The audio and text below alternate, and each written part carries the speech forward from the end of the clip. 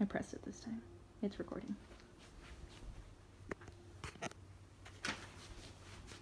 Hello, my name is Madison Reyes, and this is my persuasive speech on kindness. Affection, love, and regard. Words that are associated to and with kindness. To define kindness would be described as the quality of being friendly, generous, and considerate to others without a second thought. Oftentimes, kindness has a connotation with being naive or incompetent. However, kindness is an attribute of brave warriors that requires courage and strength, and it can define a person. Kindness is a skill that is both innate and acquired, and it's how you use it that makes all the difference. Personally, I believe kindness is one of the most important attributes a human can possess. I have one goal for this speech today, and that is to inspire and persuade each of you to live your life through random acts of kindness. Kindness is a circular motion. Kindness is the gift that keeps on giving. Kindness needs to be the way of the world. The idea that kindness always comes full circle opens the door to the first argument that sometimes we forget where we came from. We are all human, and Dr. Karen Hall discusses the idea in her published work, The Importance of Kindness. She references Charles Darwin and the idea of survival of the fittest. Darwin argued that the idea of sympathy and caring for others is an instinctual idea. There is current research that supports this idea, the idea that devoting all of our own resources to others rather than keeping them for ourselves will bring about a lasting manner of good fortune. It could be argued that kindness and selflessness is a guiding factor in a successful marriage. Kindness is now one of the key factors in college admissions as well, and Hall says that even in Harvard, kindness can increase your chances of admission. In addition to the idea of survival of the fittest, it is important to understand the theories of karma. Whether karma be good or bad, the theories can defer an act of kindness. Dr. Michael J. Formica wrote a piece on the idea of good and bad karma and how it is all relative.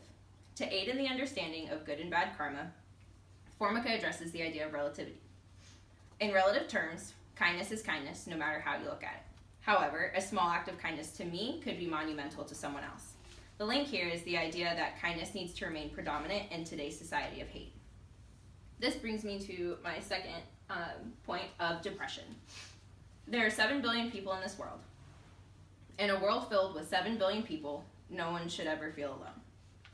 Dr. Rick Hansen wrote a piece called Kindness to You is Kindness to Me.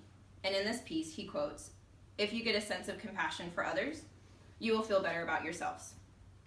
The acts of kindness towards others is scientifically proven to reduce the risk of depression and suicide. I'll definitely continue to be the girl that brings coffee into everything she talks about, but very similar to coffee, simple acts of kindness release endorphins, and endorphins make you happy.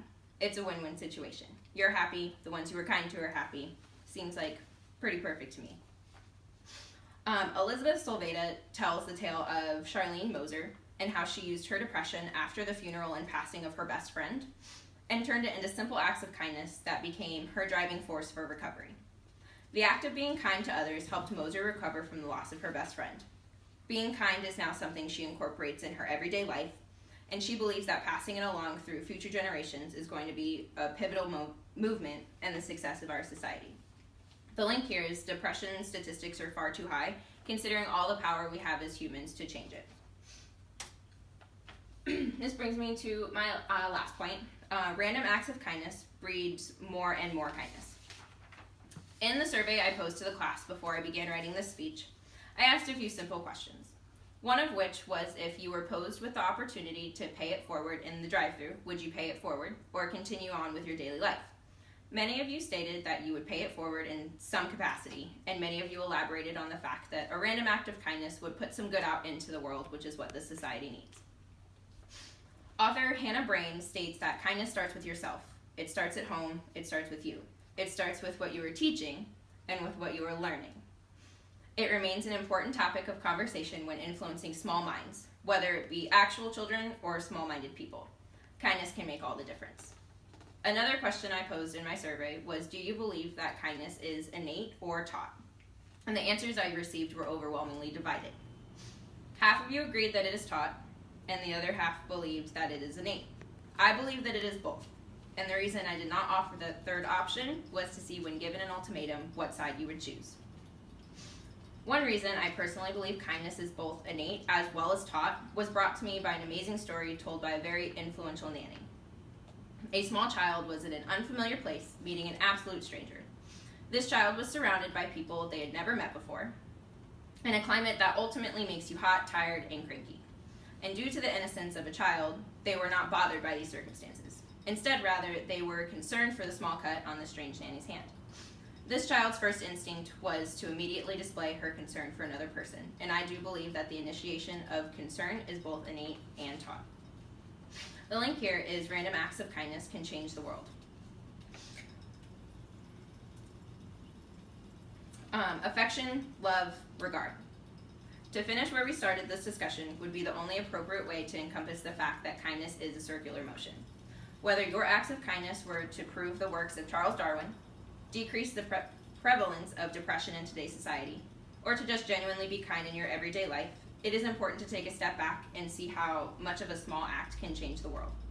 I hope you can leave this conversation with a little more insight on why kindness is so important in your everyday life. Be the person in the quote, kind people are my kind of people, and always remember that you are what you put out into this world.